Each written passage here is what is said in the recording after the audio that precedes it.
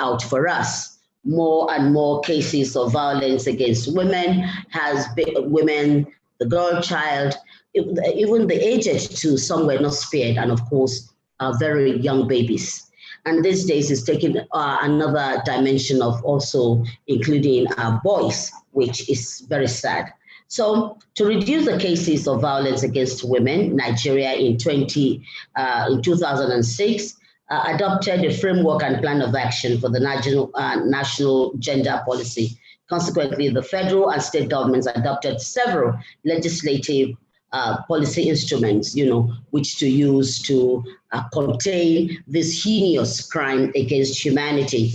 And I think that's what we are trying to do today as we take a look at the topic. It says Orange Nigeria. I hope I can see a lot of you because of the system that I'm using, but I do hope that all of us are all oranged up, as it were. And it says a stakeholders appraisal of the journey to end gender-based violence in Nigeria.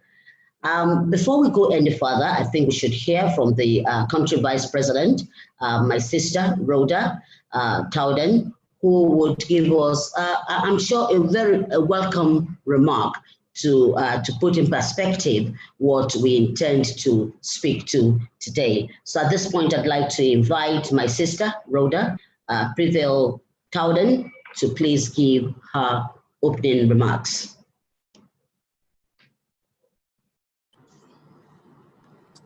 Good evening. Can you hear me? Hello? Yes, I can hear you. Okay. Yes. My name is Nime Aguma. I'm the the immediate past country vice president of Fida, and I'm going to represent our country president, Rhoda Towden Moore. She's unavoidably absent. She sent me her opening remarks this morning and asked me to represent her. She's bereaved and she renders her apologies. So I'll go on to read the opening remarks as written by CVP Rhoda Towden Moore. Your Excellency, the wife of the Executive Governor of Ekiti State, Erelu Bisi Adeleye Fayemi, Your Excellency, wife of the Executive Governor of Rivers State and Judge of the High Court of Rivers State, Honorable Justice Eberechi Suzette Nyesom Wike, the Amiable Deputy Commissioner of Police, First Gender Coordinator, Advisor to the IGP, Margaret Ochala, our partner, Olufunke Baruwa, Program Officer, Gender, Racial and Ethnic Justice, Ford Foundation, West Africa, our partner, sister and friend of Fida Nigeria, Mrs. Moji Makanjola, founder of ISMF-PH, who is also the moderator of this program. Milords present, members of the Board of Trustees, National Executive Committee members, led by our own very Mrs. Amina Agbaje, Deputy Country Vice President, Fida, Nigeria. Very senior members of Fida Nigeria, chairpersons, executive members, great Fidans, esteemed participants, and let me specially recognize all the he's for she's in this program. It gives me great pleasure to welcome you all to this webinar with the theme, Orange Nigeria, a stakeholders appraisal of the journey to end gender-based violence in Nigeria. This webinar is organized by Fida Nigeria to commemorate the 16 days of activism and celebrate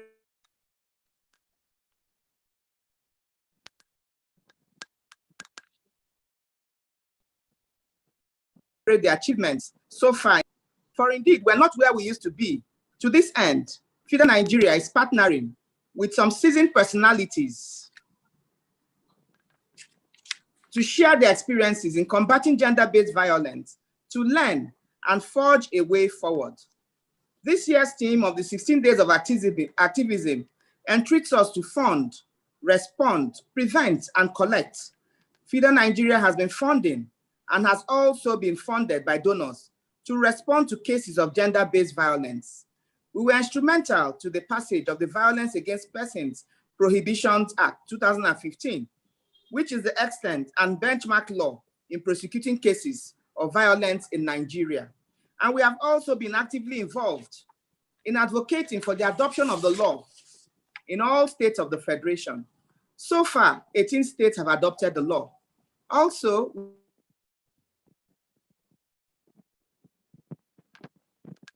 we have supported NAPTIP during the COVID period to provide rapid response to cases of GBV and make arrests. We have recommended that the police and NAPTIP make judicious use of the protection order where applicable in the VAP laws of the states to remove perpetrators from the homes in cases of spousal abuse and not just look for shelters for victims. Furthermore, Fida Nigeria secured funding from partners to provide free legal representation, psychosocial support, counseling services, and temporary shelters, as well as sensitize and train paralegals on the provisions of the Violence Against Persons Prohibitions Act 2015 to address incidents of GBV in the communities in the FCT and some states. Fida has been involved in media sensitization programs on gender-based violence and how to access justice. Fida has been leading the advocacy for the establishment of sexual assault referral centers in all states, and we are glad to report several SARCs have been established and even manned by Fida members. Examples are Ekiti and Akwa Ibom states. Going forward, there is also a need to collect and store data while addressing GBV. This has been one of our major challenges. We need to track the progress being made, or if there are new trends of violence, and ways to develop new strategies to address the same. This record is necessary when soliciting for support from international partners, and also a tool to advocate the government for better structures and legislations to address GBV in Nigeria. Today is remarkable as Fida Nigeria will launch its data collection portal. Without further ado, I want to appreciate our honorable erudite and eloquent guests, who are no strangers to us, for finding time out of their busy schedules to join in this discussion and share experiences on their journey to end gender-based violence. I have no doubt that we will all learn and be inspired. I implore all participants to participate and engage fully. Welcome once again, and thank you for being on this platform. God bless you. Thank you again for representing very well the country vice president, Rhoda Towden, who is unfortunately bereaved. And I know that as we speak, she's in Plateau to bury the dead. May the soul of the dead rest in perfect peace. And yeah, as we continue, I like the fact that the first speaker is one that is going to give us a perspective into sustainability in terms of gender-based violence. For a lot of people in the gender equity movement, I know that Her Excellency, the wife of the executive governor of Ekiti State, Erelu Bisi Adeleye Fayemi, she's not new to us. But most importantly is the fact that position or office has not changed who this woman is. I think I met her about more than 20 years back, and she has not for one moment defaulted from pursuing equity, gender equity amongst it.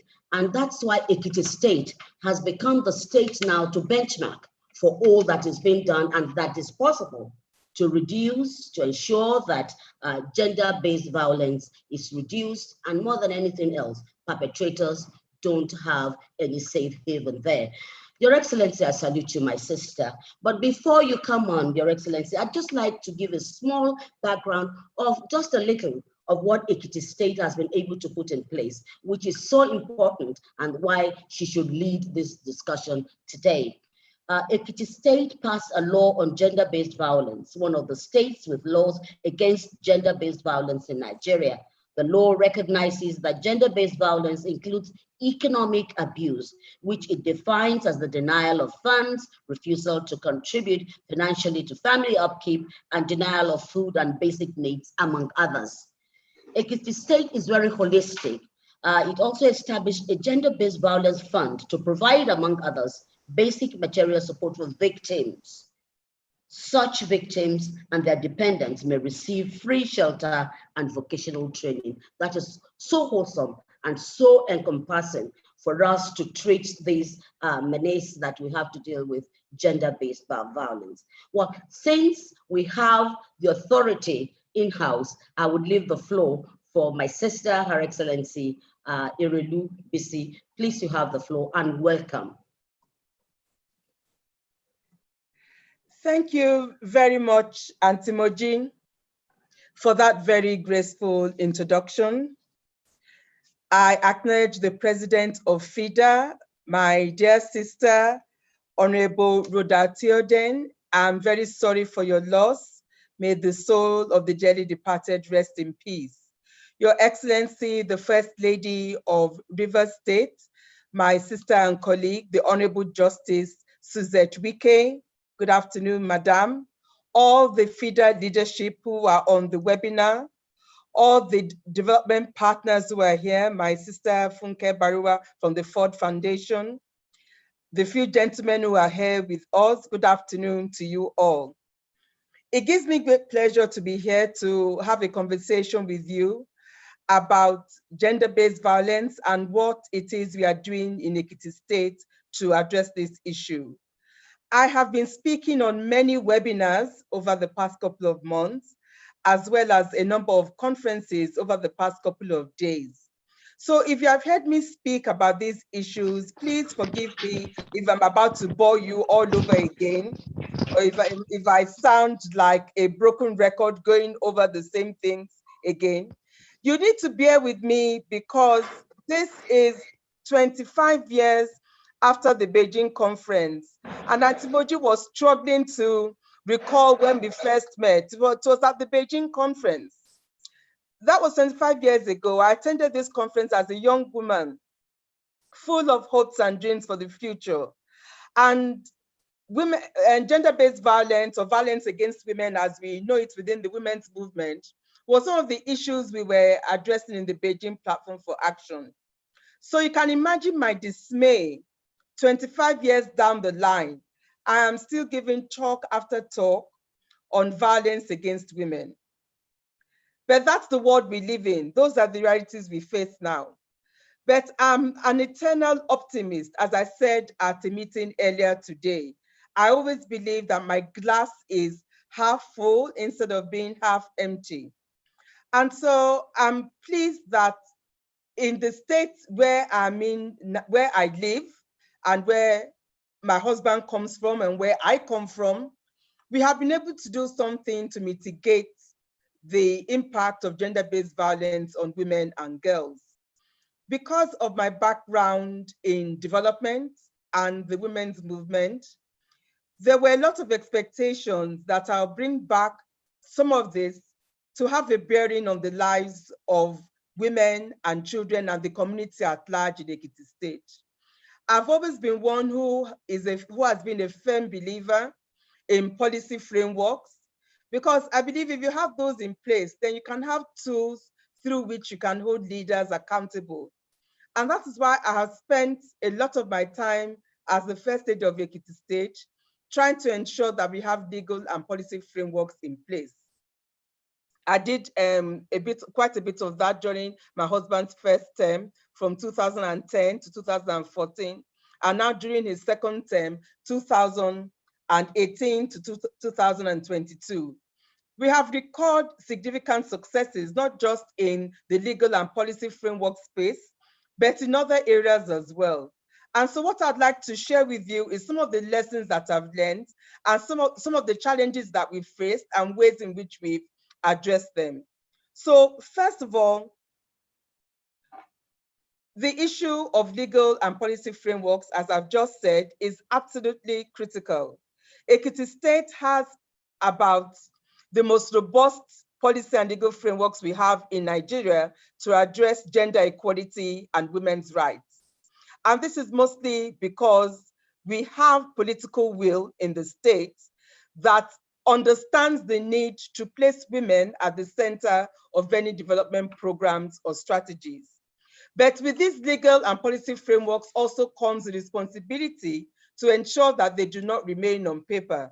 So when it comes to GBV, we have the Violence Against Persons Prohibition Act, which we added on to our own GBV law of 2011, because it actually passed our own GBV law in Ekiti State as far back as 2011. So in 2019, we merged it with the VAP Act, and so we have our own GBV law in Ekiti State. That then brings with it the responsibility of ensuring that it doesn't remain on paper and that it's implemented in the fullest of terms possible. And so with this legal, with this GBV law in place, we decided that it was important to have a strong coordinating mechanism.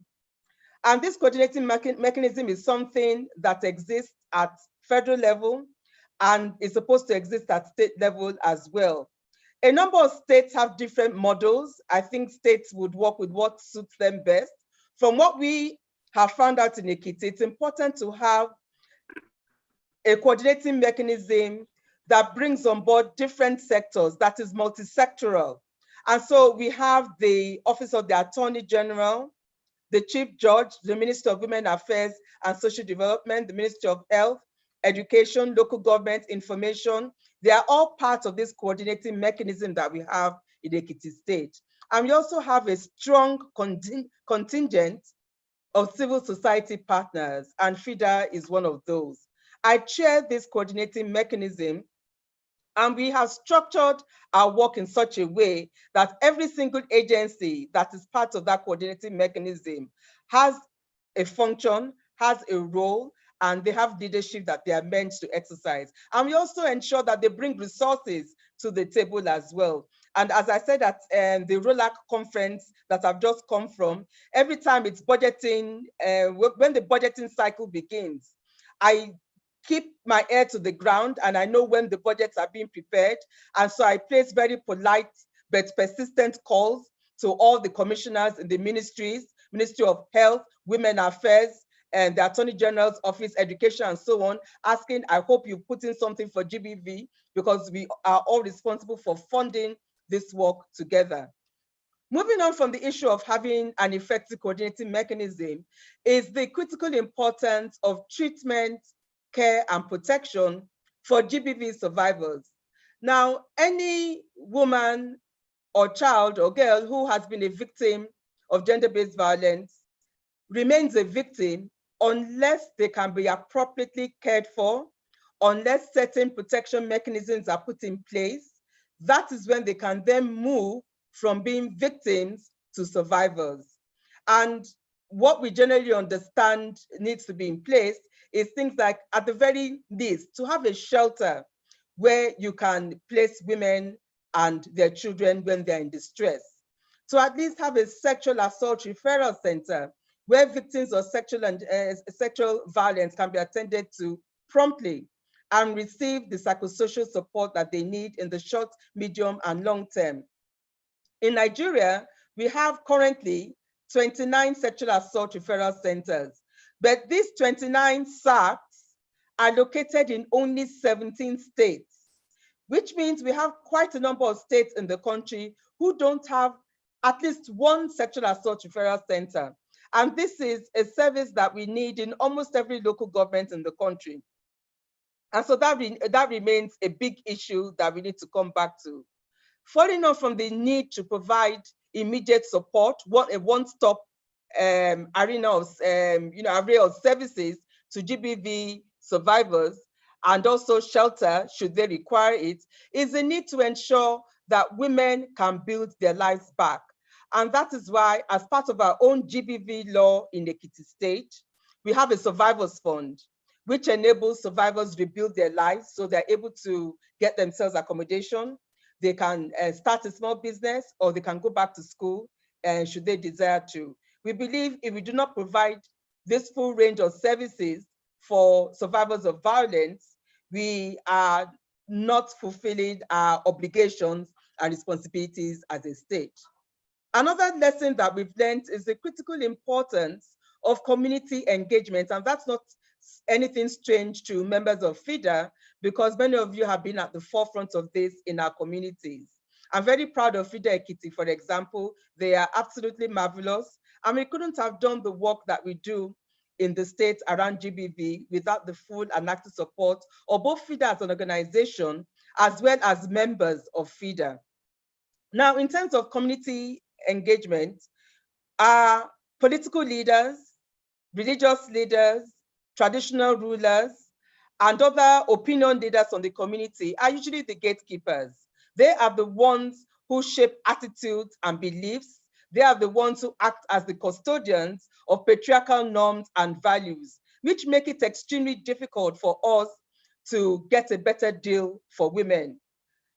Now, if we do not engage them effectively, these are the agents who sabotage our efforts at community level. We all saw what happened earlier on this week with the domestic violence case turned into an issue that was reconciled or resolved within 24 hours, simply because an elder had said so. And these are the ways in which our work continues to be undermined.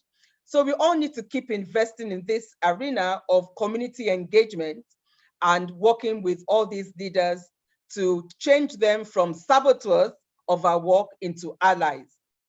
Another area that we need to pay attention to is education for reorientation.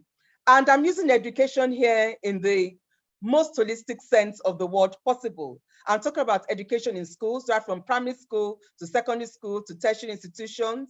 A lot of us here who are teachers, as well as being lawyers, teachers, parents, grandparents, you'll be horrified to learn about what is happening in our schools these days. Not just in the universities, in the secondary schools, even in the primary schools. And so we need to invest a lot of work in ensuring that the educational system is fully on board with all these issues we are talking about. We have to have a different kind of curriculum in our schools. We also have to have a different way of the teachers, of the educational authorities engaging with teachers to realize the responsibilities. In Ekiti State, we have told our teachers, if our girls are violated in your schools, we will hold you responsible. We found out, for example, that our girls are vulnerable. Right from when they step out of their homes, the Okada rider who takes them to school, the security officer at the school gate, male teachers in their school or their male colleagues, our girls are vulnerable at every single point. 25 years ago at the Beijing conference, people like me were advocating for the girl child as the 12th critical area of concern. So that's the area that African feminists were concerned about. 25 years later, girls are going to school. So we've won that debate about girls going to school. But we are struggling to keep our girls in school because of the serious nature of the sexual exploitations they face all around. Another area, before I close on the issue of the lessons that we've learned, another area of concern that I think we need to pay attention to is the way in which women are empowered, or the need for women to be empowered. The empowerment of women is unfinished business. A significant number of Nigerian women are still extremely poor, still lack access to basic resources such as land and capital, and they still lack economic empowerment and a decent livelihood. And if a woman is disempowered herself, she is not likely to be able to raise children, particularly girls, for them to be empowered. She's likely to give in if her husband or other family members insist that they have to give their daughter away in marriage at an early age.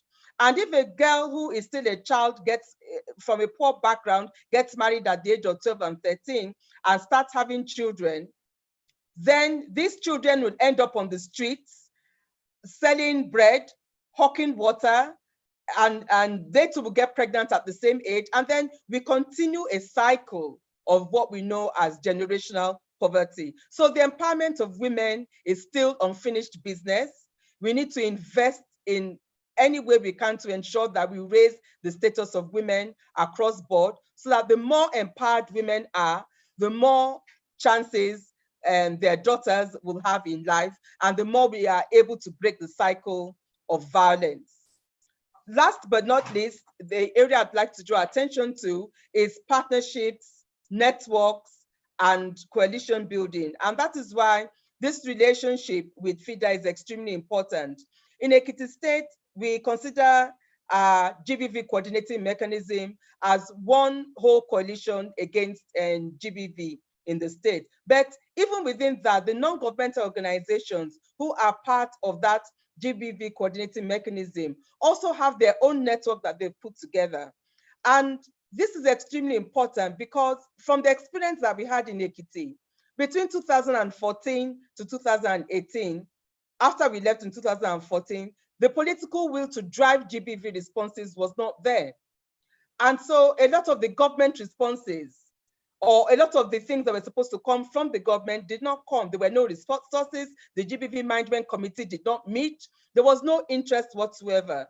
But it was the non-governmental organizations, like the Federation of Women Lawyers, for example, who kept everything on track. They were the ones who kept things going.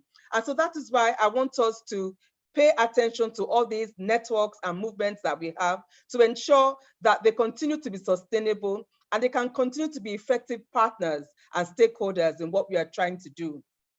Last but not least, I'd like to challenge you as Fida members. Sometime in 2011, I was in my office in Ekiti, as first lady back then, our first term, when a team of Fida lawyers came to see me about the case of a 13-year-old girl. This 13-year-old girl was pregnant. She had been raped well, the initial story we heard was that she had been raped by a policeman. It turned out that not only had she been raped by this policeman, there were 2 other men involved as well. So they brought the case of this girl to me. And as they were leaving, they said something to me. They said, "Your Excellency, we know we have come to the right place." And since then, I've thought about what that means, being in the right place. What does it mean? So Fida, I'd like to challenge you. Do you have enough passion as members of this great organization? Are you willing to use your leverage, the leverage you have with the use of the law at different levels? Are you angry enough? Because if you are not angry enough, you cannot effect change. I'm not talking about the kind of anger that makes you want to go out and kill someone, but the kind of anger that makes you wake up in the morning and want to go out and change something for good. Do you have enough courage? A lot of the work that we do is very dangerous. You need a lot of courage. You are going to be faced with many powers and principalities. There are people who have been doing things the same way over and over and think no one can come and tell them what to do. You are dealing with fathers who are committing incest with their daughters or their nieces. So you need a lot of courage to stand up to certain entities. Do you have this courage? And do you have enough energy? It's very easy to get tired. It's very easy to get burnt out and give up. But I'd like to encourage you, always be in the right place because we need this great organization. I don't know where we would be as a Nigerian women's movement and as an African women's movement without Fida. So once again, thank you for inviting me to share my thoughts with you. And I look forward to an ongoing relationship with you in my state and across the country. God bless.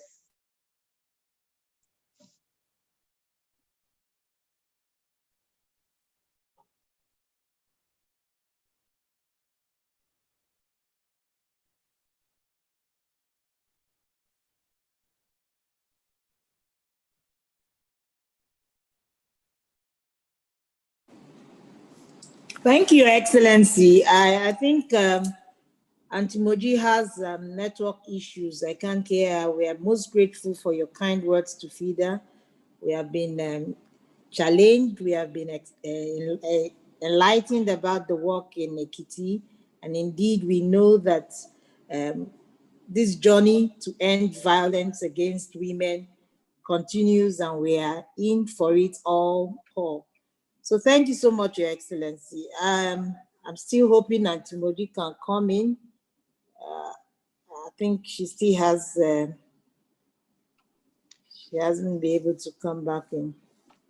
So I think I'll just progress to call and invite the next speaker. She's someone personally known to me because she's my governor's wife. And also someone I've known for so many years, even before she became the governor's wife and a judge of our high court. I can tell you she's passionate about the issues of women. she takes it personal to hear anything about violence against a child or a woman. She runs an NGO that speaks against unethical behavior in our dear state, Rivers State. Sitting as a judge of the Rivers State High Court, we have seen the passion she has put in to the work to end violence against women. Not only is she just passionate, she's a Fida member. She has also served in the executive committee of Fida Rivers some years back. And so we know that she's speaking as an insider and someone that has stood by this fight for a long time. May I humbly yield the floor to Your Excellency, Honorable Justice Suzette Eberechi.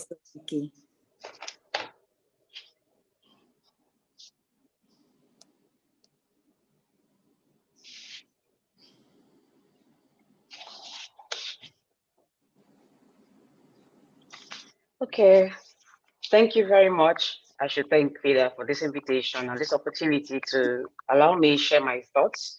But before I go on, let me recognize the president of Fida Nigeria, Mrs. Theoden, and of course, we use this opportunity still to commiserate with her for her loss, and I pray that God will, comfort her and her family at this period.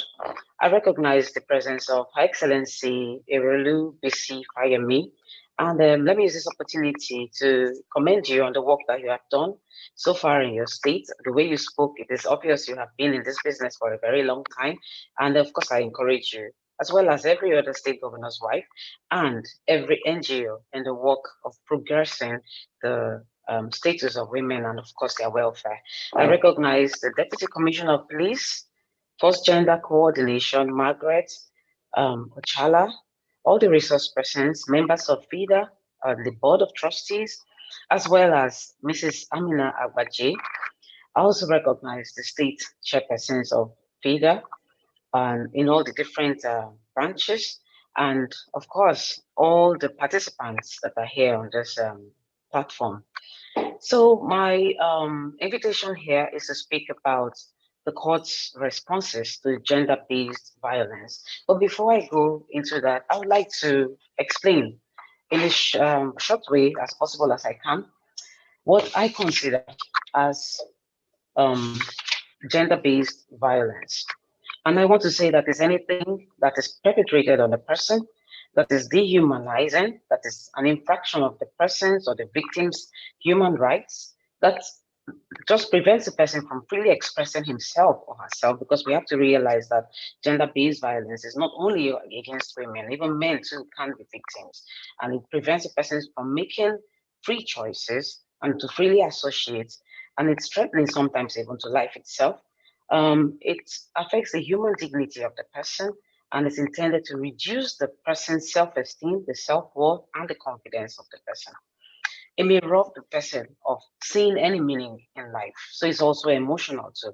And it leads to depressive and suicidal tendencies, and in fact to suicide itself.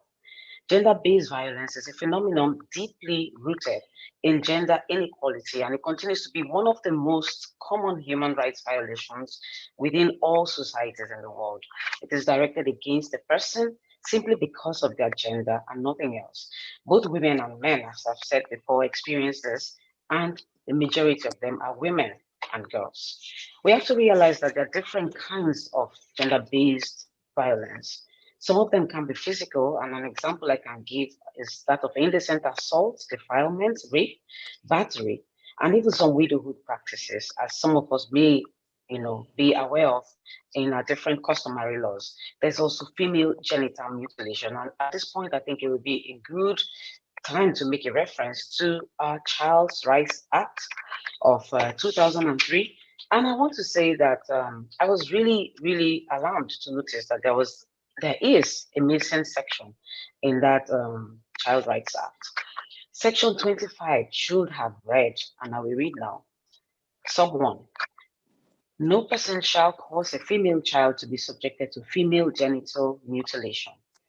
And 2, A person who directly or indirectly causes a female child to be subjected to female genital mutilation commits an offense and is liable on conviction to a fine of 50,000 naira or imprisonment for a term of 1 year or both. This part I have read is from the Child Rights Law, the Amendment Law of Rivers State, and we had to include that because we see the need not to encourage that, because that is physical violence against our girls, who of course will turn out to be women in future. And I want to believe that this section was excluded from the Child Rights Act, maybe because of different traditional customs and the fact that it goes against maybe some of our religious customs too. But if we're talking about violence against women and girls, this is something that really should have been included in that law. And I want to say, if we ever get to that point where that law is reviewed or amended, it should be included because this is a very great violence against women. So now I will go back to the different kinds of gender-based violence. There's also the economic aspect. That's the second point that we raised there. And for this, I can refer to cases of preventing the female child or even the widow from inheriting from a deceased parent or husband. Also, in that instance, I'm going to refer to the case of Ukeje and Ukeje. It's a Supreme Court case that was decided in the year 2014. And in that instance, it's funny because the parties happen to be the mother or the wife of the deceased and her son, who applied for letters of administration to administer the estate of their deceased father and husband. And the other party is or was the daughter of the deceased. And she noticed that they were already in the process of acquiring letters of administration, and then she made a protest. She filed a suit in court challenging that and insisting that she also had a right to inherit from her father's estate. And of course, the matter was heard in the Lagos division of the High Court there, and the challenger there, who is also the daughter, actually got judgment, but that judgment was overturned at the Court of Appeal, and the case went on to the court, to the Supreme Court, that upheld the decision of the lower court, which is the High Court, and allowed for a daughter to take part in the sharing of her father's estate.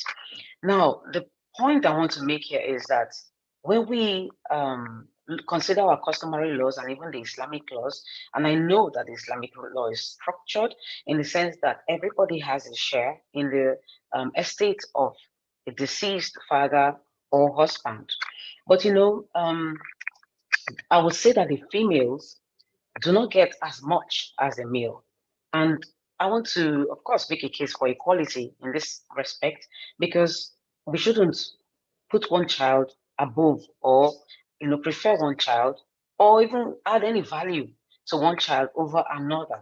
So now, in this instance, if a matter is taken to the customary courts, or I want to suspect also the Sharia courts, it's possible that the case will go according to the laws that are prevalent there, despite this law, or I'm sorry, this decision in Ukeje and Ukeje.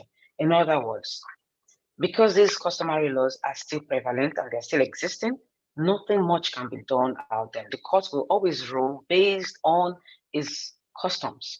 And if imagining that the person who is, how will I say now, that is not happy about that decision does nothing about it, there's nothing that can come out of that court process except the person goes on appeal. And then, of course, the law in UKJ and UKJ, or the decision there, will prevail. So it means that at that lower level where people are litigating in customary court or Sharia courts, there's nothing that they can do. They cannot benefit from this UKJ and UKJ decision.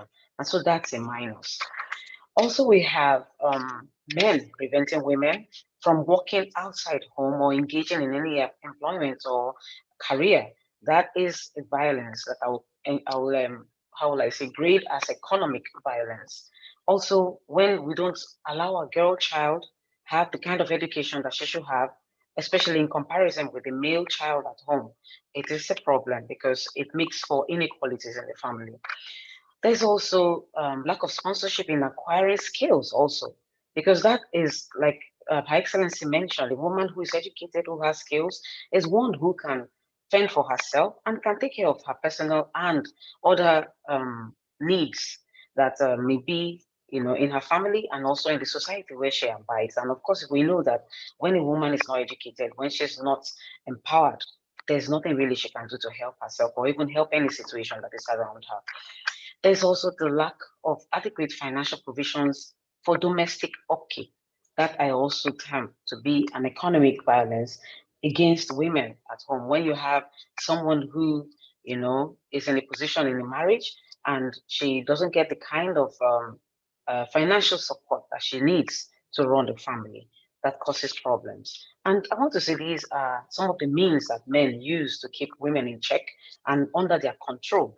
Another kind of violence I would categorize here will be psychological and emotional violence.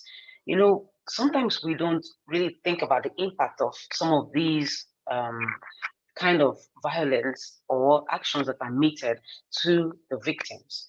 They are not very obvious, they're not all in our faces, but then they do a lot of harm and they can damage a person. Such actions like harsh words, or threatening words, abuses, degrading attitudes, putting down somebody, whether it's a spouse or a daughter, and just meting out demeaning treatments to them.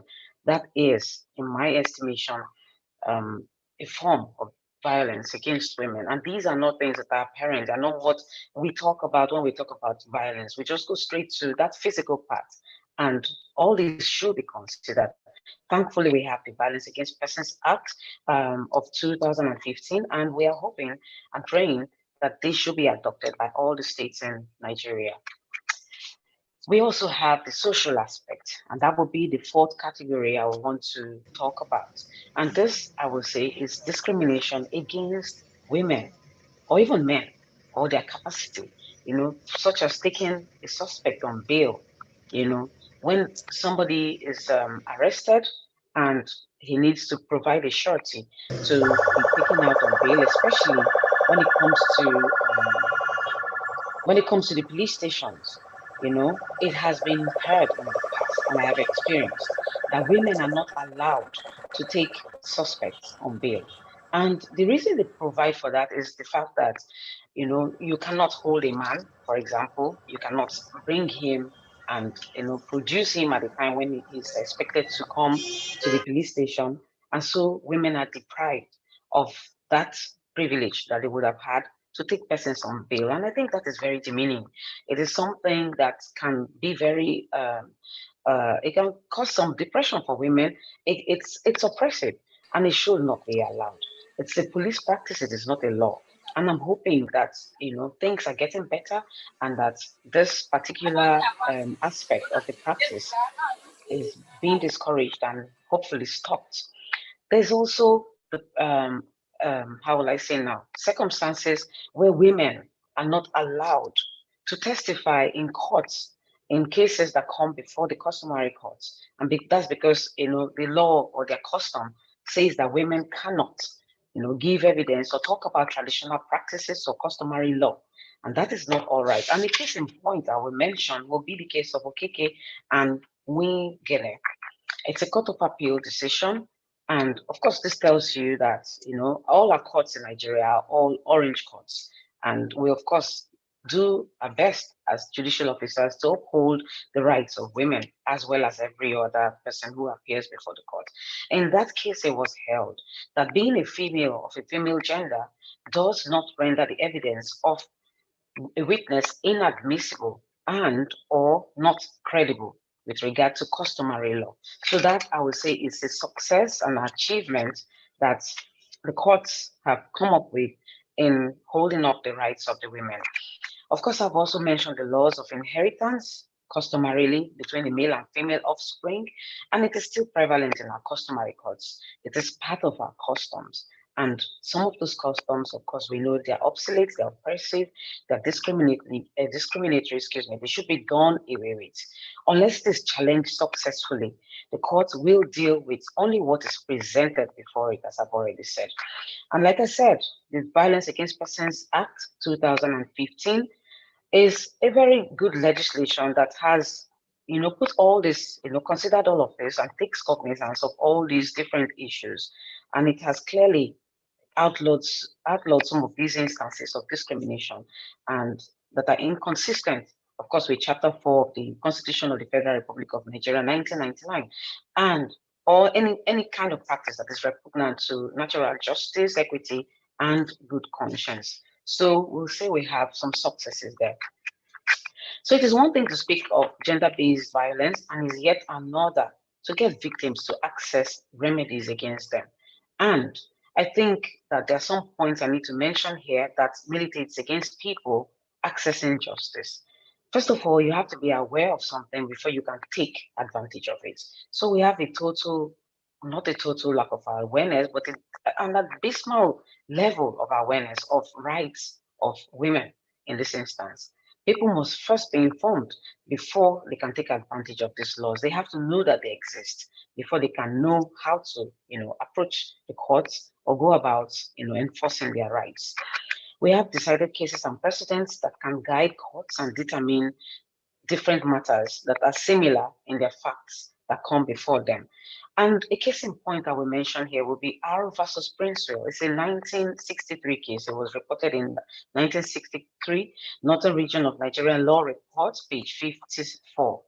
And in that case, it talked principally about the issue of bigamy. What happened is there is a man or was a man who was married under the marriage ordinance at that time, now the Marriage Act. And then he conducted another Islamic law marriage after that first marriage. And that marriage was still subsisting.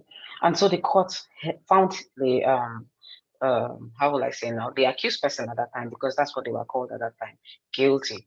And it is a crime, really, in our laws, but women are not even aware of this. And of course, the penalty for that is 7 years imprisonment. And that is a very big, how will I say, very heavy penalty. It tells you how much the law frowns on bigamy. But look at today, we have people marrying under the act and conducting another marriage still under the act, and nothing happens. So it's either women are ignorant and they don't know what to do about that, or maybe they just decide to sleep over their rights because they would rather abide than to contend. So women need to be aware. And I want to say that all governments at different levels have a very big role to play in this respect, as well as non-governmental organizations and other community-based organizations. People need to be aware that these laws, are existing, and if they don't know, they cannot take advantage of it, as I've already said. So in that instance, of course, if you conduct a marriage under the customary law, which is a polygamous marriage, of course, you're allowed to marry any number of women as the man sees fit. But when you conduct one under the act, you must not, unless that marriage is extinguished, you cannot conduct another valid marriage, whether under customary law or under the act. So women need to be aware of that. Another issue I will talk about here will be the economic constraints that women have. A lot of women are not as empowered as men are. They don't have the kind of resources men have. Some of them are not even educated, like we've already said. And so litigation is an issue for some of these women. It is not inexpensive, and it comes with its ups and downs. And sometimes you go through the process and you might not even get what it is that you would have hoped that you would have achieved. Some people have these cases that drag on for a long time and they come out even more embittered than they would have been had they not even entered into the process of litigation. So not everyone can conveniently undertake it. And it's also, discourages victims to pursue their rights when they are infringed upon. This is all the more reason why we have to have awareness, from all the, as I've said, levels of government and NGOs. People should know that some of these public parastatals or ministries, departments, agencies, and NGOs, such as the Public Defender and the Ministry of Justice, the Legal Rights Aid, and then even active Fida branches, and also the NBA, conduct or offer pro bono services as far as, helping or assisting people, to express their rights, to litigate or approach the courts to have their rights, how will I say, to have their rights reinstated, I would say, when they are entrenched, excuse me, when they are impugned on. So we also have the gender desk in the Nigeria Police, which is a very good development. I have to commend the police for that. And of course, we say the Nigeria Police first, but it has been recently suggested that it should be called the Police Service, Nigeria Police Service, in the sense that, the police people, police personnel, officers should be in the mindset, of the fact that what they are given is a service, which is a good thing. I want to commend the police, to adopt that. Okay, so we have the gender desk, and, much as that desk is there, we see that there's always a need to train and retrain our police officers. I know that a lot is going into training, but, it's something that should be continuous. It should never stop. We should always continue to train police officers because things change, and then also they should be equipped, with every method that they need in investigating crimes that come under gender-based violence. For example, talk about our forensics. I wish it could have been something much more than it is, and it could be, so we could work on that and see how we can help the process and then help our women in standing up for their rights.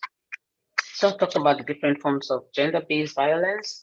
I also want to mention that the Administration of Criminal Justice Act that has been adopted in some of the states as a law is very pertinent to mention, that it deals with a lot of different instances where, going to court, of course, litigating has its own ups and downs. It's not an easy place, especially for a victim to find themselves in. When you have to recount the incident, sometimes in the presence of strangers in open court, and any number of people could be there sitting, it's very embarrassing for the victim. It also allows for, how will I say now? I'm trying to think of the word to use now. When people judge you for something that happened to you and it's not even your fault, they label them.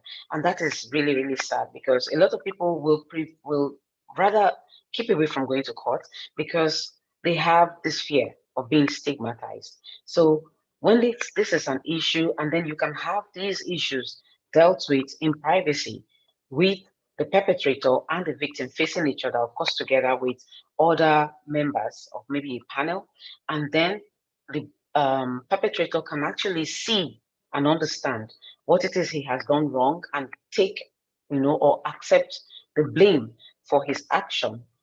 And then they can have some resolution, because not all cases really should end in litigation. Of course not.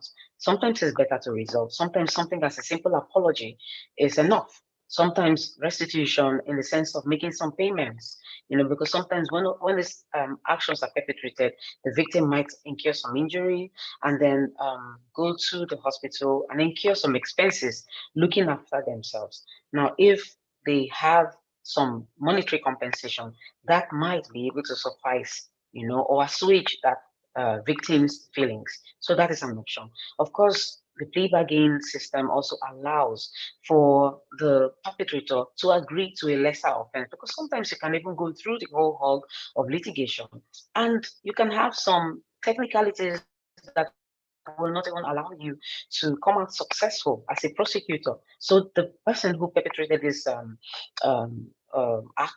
or whatever act it may be, might just walk away without having any punishment or any, how will I say now, anything to discourage him from conducting himself in that manner anymore in future.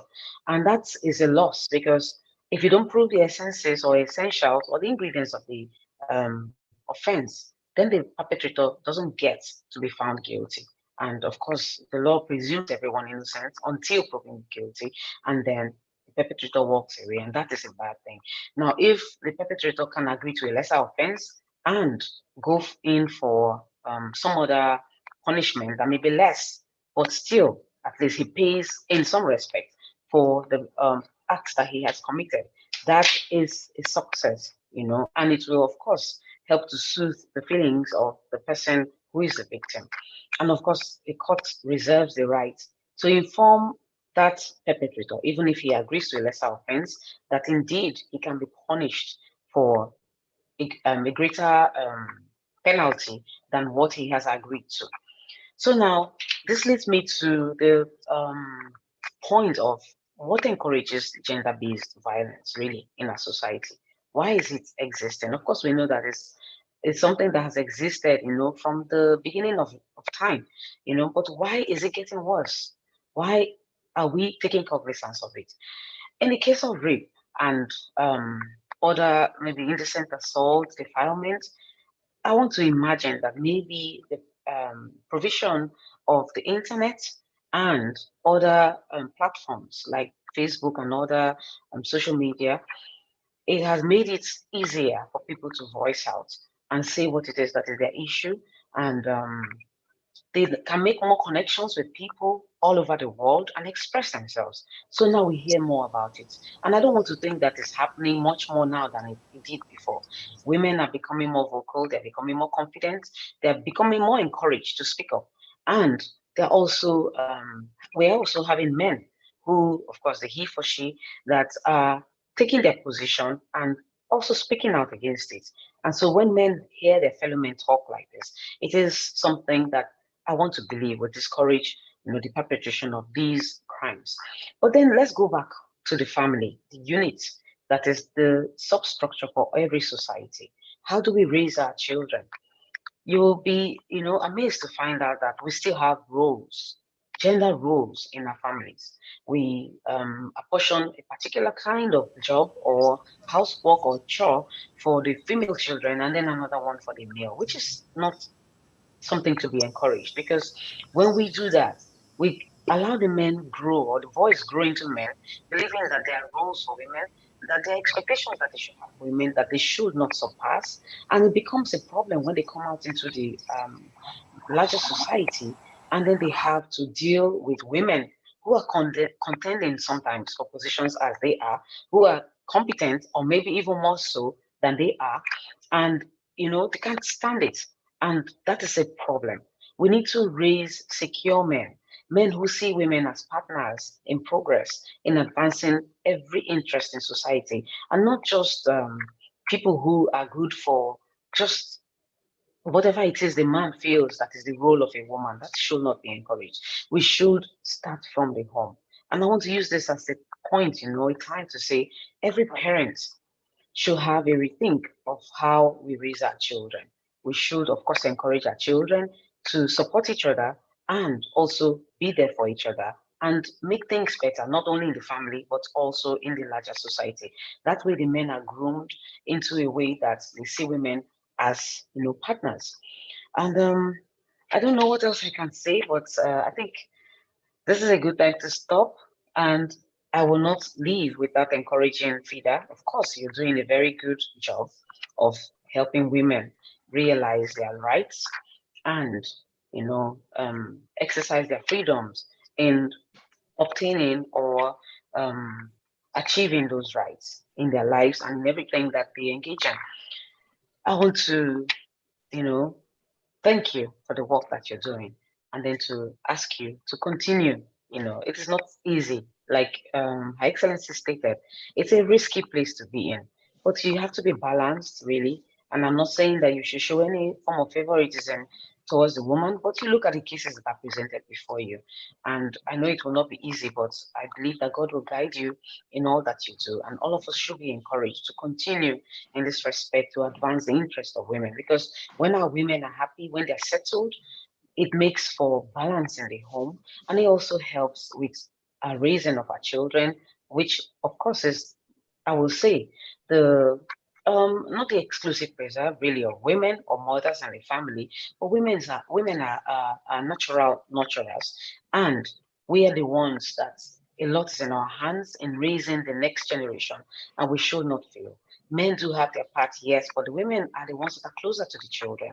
And so we can make a difference because we bond with them more after carrying them all that time, delivering them, engaging in breastfeeding, and also, all those communication from childhood. It has an impact, and a lot is in our hands. We can actually make a difference, and every woman should be encouraged to continue to do that which, God has placed in our hands and raise the next generation that should be better than our generation. And of course, it should keep getting better. So thank you, Fida, for this time.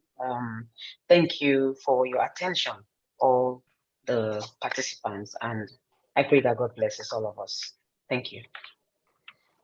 Thank you very much, Your Excellency, Honorable Justice Suzette Yesom Wike from River State. Let me just say that technology is playing a lot of all kinds of games today, but I'm back. I'm happy to be back as your moderator. And I would say that, Your Excellency, I came in and out, during your discussion, but I'm happy to note that there are some issues that you have raised which should be our take home or part of our take home from this discussion. We're speaking to the fact that we need to have an aggressive advocacy for women to understand their rights so that they can exercise their rights when they need to, especially when they are violated. That I agree with you. And the chat box is actually speaking to a lot, this robust presentation from both our excellencies, as I would like to address them. You're saying aggressive advocacy is needed. We saw Fida. There's so much for all of us to do together with you. And I can also hear someone talking here saying about religion. Well, religion has always been identified as one of those areas where we can use plus, or sometimes the minuses also can be addressed. But moving forward, we are speaking to sustainability in containing gender-based violence in Nigeria. I'd like quickly to bring on our next speaker. I like the fact that she has seen it all from the perspective of the limitations of women in terms of addressing the issue of gender-based violence. So, and we know that funding plays a lot in terms of even being able to pay for lawyers, but even for women to be able to fund litigation against a perpetrator is one thing that is very limiting. And so a lot of people would rather stay home and suffer in silence. But let's hear from the perspective of a fundraiser. What are the issues there that we need us to, as a people, or as women, or as he for she, as government, and indeed all of us together, how we can pull resources together to ensure that victims, at least, who dare to speak out, who seek for a redress in terms of using the legal framework, can honestly afford it if there is no feeder around to give gratis. I'd like to call on my sister, whom is doing so much at the Ford Foundation, heading the gender desk. And Funke Barua is very, very familiar with the topic we are speaking today. She is an active voice in what is happening around gender-based violence. I'd like to bring you on now, and you have 15 minutes, and I'll be counting from now. Okay, you will have the microphone.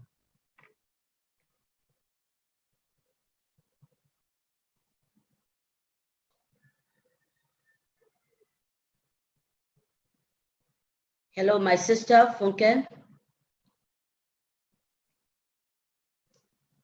Funke Barua of Ford Foundation. I guess we're having a lot of issue with transition on this new order that we have. But please, is Funke there? I can see Emma.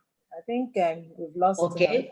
Okay, so do we have the DCP in charge of gender desk? And I think Her Excellency alluded to that desk in the presentation that we just listened to. Yes. Good evening, everyone. Thank you very much, DCP. Margaret, you're welcome. Please continue.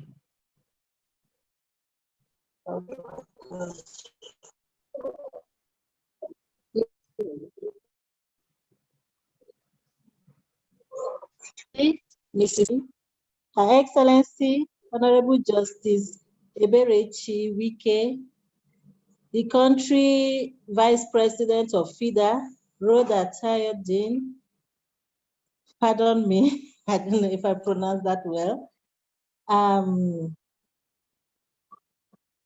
All the speakers here present. I think I'm okay. You are on, we can hear you. Okay. Yeah. Yes. Yeah, the journey so far from the police angle. We wish to intimate all of us about what we've been doing in the gender unit so far. The Nigerian Police Gender and Children Unit was set up in the year 2012 due to the predominance of sexual gender-based violence, SGBV, and violence against children in the country. The unit is charged with the following responsibilities: advise the Inspector General of Police on gender-based violence and violence against children within and outside Nigeria.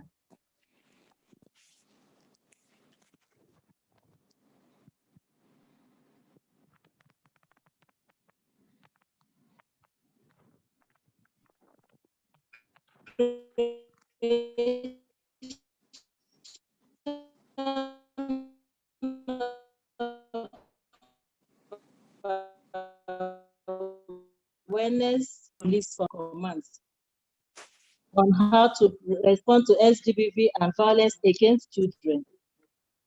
Thorough investigation and prosecution of cases involving women and children. Collation of SGBV cases and counseling and reorientating victims. Maintenance of database of perpetrators of SGBV. Uses of technical platform to receive and respond to SGBV through online reporting. Interfacing and coordinating the activities of similar units at zonal and state level. Effective partnership with stakeholders, NGOs, doing various works of SGBV cases. Full enforcement and implementation of government policies / law on SGBV. Our achievements so far in the unit. At inception, the unit embarked on campaign against SGBV, encouraging the populace, especially the survivors, to break the culture of silence and contact the police whenever the need arises. In furtherance to achieving her goal, the Nigerian Police Force went into partnership with Ford Foundation in the year 2014 to fight and comb the menace of SGBV in the year 2016. Collaborated with UNICEF in ensuring child protection in Nigeria. Platform for reporting cases of SGBV. It's high. The platform includes the Nigerian Police Gender website, www.fciidgender.org. www.fcigid.gov.net. I take that again. The Nigerian Police Gender website, www.fciigender.net. Gender Twitter handle at FIBGender. The Twitter handle is at FIBGender. While our email address is gender@fib.gov.ng. Our email address is gender@fib.gov.ng. And the phone numbers that we could call to report cases involving gender-based violence cases are 0805 416 7771. 0805 416 7771 and 078 528 6278. 078 528 6278.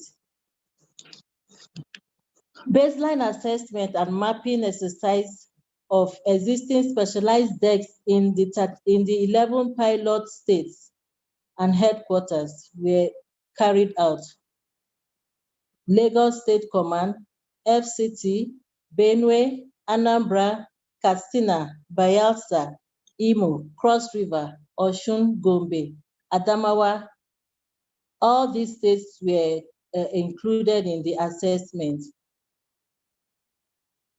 And the findings of the entire mapping exercise necessitated an urgent post-mapping and consultation at governmental societies look a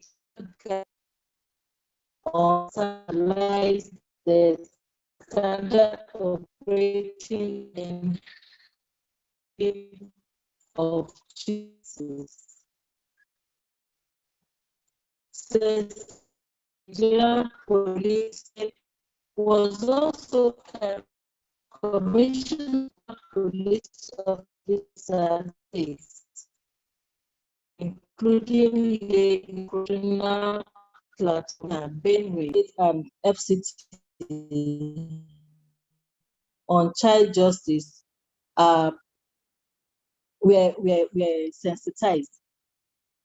So far, the total number of 61 senior officers from Assistant Commissioner of Police to Deputy Inspector General of Police were sensitized by the unit, also including addition of combined participants numbering at about 700 police state commands. We trained, or we sensitized rather, one Deputy Inspector General of Police, one 12 CPs, 9 DCs, ACPs, and the various states mentioned. Successful capacity training and development of about 961 gender desk officers and other service police officers on how to best handle children-related cases, cutting across the FCT command, was also carried out. And the statistics.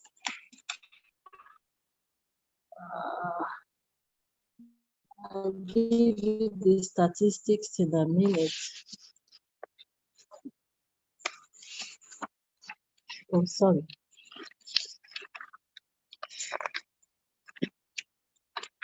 DCP, please, your time is fast spent. Yes, total cases reported over the period was about 3,150, about 600 convictions,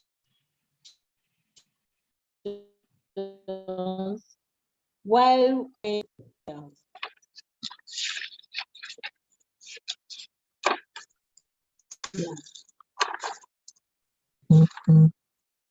achievements so far. With the assistance of UNICEF Nigeria, the unit constructed a specialized children unit at Maitama with purpose of addressing cases of involving children. The Inspector General of Police approved the new standard operating procedures in order to guide the operation of the police officers in addressing the cases of violence against children in Nigeria, and inclusion of training package on handling children cases. The Nigeria training curriculum to be used in delivering specialized children training in all in-service police officers, cadets, and recruits on training in order to enhance their skills to effectively handle children's cases.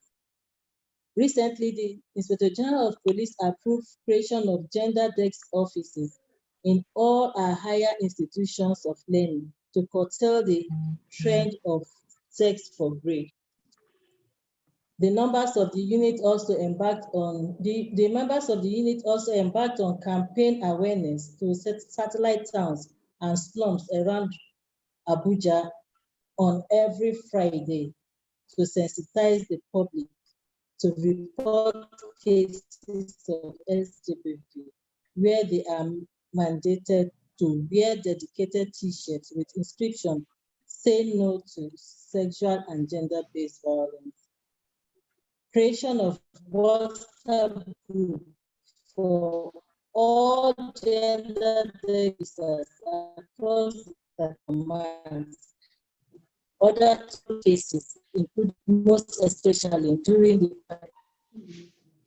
through effective coordination of the gender unit across the state and the city. The unit has also been able to gather statistics of the reported cases of gender-based violence, which are the statistics I just read out now. In February, the unit, in partnership with the LCB, I'm running up, the unit, in February, the unit, in partnership with Embassy of the United States of America, trained police officers in the FCT on how to handle gender violence cases. Training and retraining police officers on protection of justice in the local government area of Cross Rivers also carried out. And this allows organized workshop capacity building of desk officers and stakeholders in FCT through Niger and Gombe. The unit, in partnership with UNICEF, organized a workshop capacity building gender dexters on protection, information management, was an effective case management system for violence against children prevention and response October. So in November, we said the unit produced the 500 copies of crime diaries, specifically for involving children onward distribution to all offices. Clean Foundation, in conjunction with him, also donated 9 note tablets.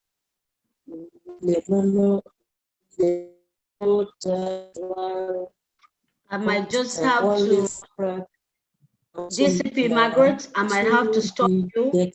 DCP Margaret, can you hear me, ma'am? I might have to stop you because your audio is not getting any better. But yes. Please, can you share? I would also like to seize this opportunity to to all our excellencies to share and assist the Nigerian police handling in training officers across the state. Hello. Thank you very much. I can hear a bit of that. DCP, you are appealing to their excellencies who are present and participating in this all-important webinar to continue to assist the police force. I think, Her Excellency, we know that the police force is it's very vital to ending gender-based violence in every form. And so we hope that please share those vital information that you've reeled out, particularly those telephone numbers. We need to have them as part of advocacy material as we go around to speak to, to advocate for victims or would-be victims. I want to thank you very much, DCP Margaret Ochala, for your time. We will go now straight to the next speaker. And let me also apologize on behalf of Fida for the very terrible network problems challenges really that we've heard this evening. However, we will continue with this conversation, and so I will invite the DCVP Fida Nigeria, Barrister Amina S. Agbaje. You have the floor next, please, ma'am, and you are going to be speaking from an NGO perspective.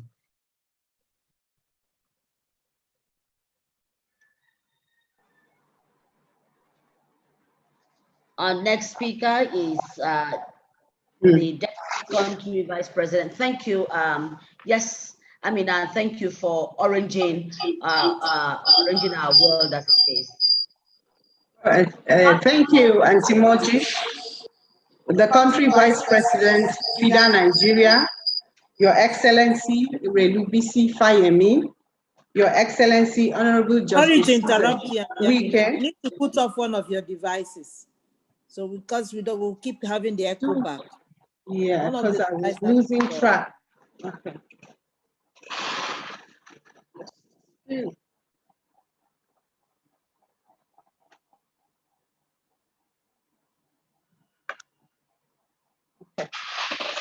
All right, sorry for that interruption. I think I'll just quickly start again. The Country Vice President, Fida Nigeria, Your Excellency Irelu Bisi Fayemi, Your Excellency Honorable Justice Suzette Nwike, DCVP, Deputy Commissioner of Police, Margaret Ochala, our dear Funke Barua, Fida members across our various branches, good evening. Our topic says a stakeholders appraisal of the journey to end gender-based violence in Nigeria. Let me begin by saying that to end gender-based violence in Nigeria is to forget that gender-based violence manifests in various forms, some of which may not have been contemplated at the moment. As COVID has taught us, the twin pandemic called gender-based violence is an ever-changing phenomenon. Even the Scandinavian nations, such as Sweden, Finland, that are high up in the gender equality index, cannot say they have ended gender-based violence. But they can speak to reducing the incidences of gender-based violence in their countries. Therefore, to know if we are on the right track towards reducing gender-based violence in Nigeria, one can attempt to undertake a tri-sector mapping of initiatives. And to commence mapping of these initiatives, I will start, I have categorized them in 3 phases. Number 1 is the government. Number 2 is the development partners. And number 3 is civil society organizations.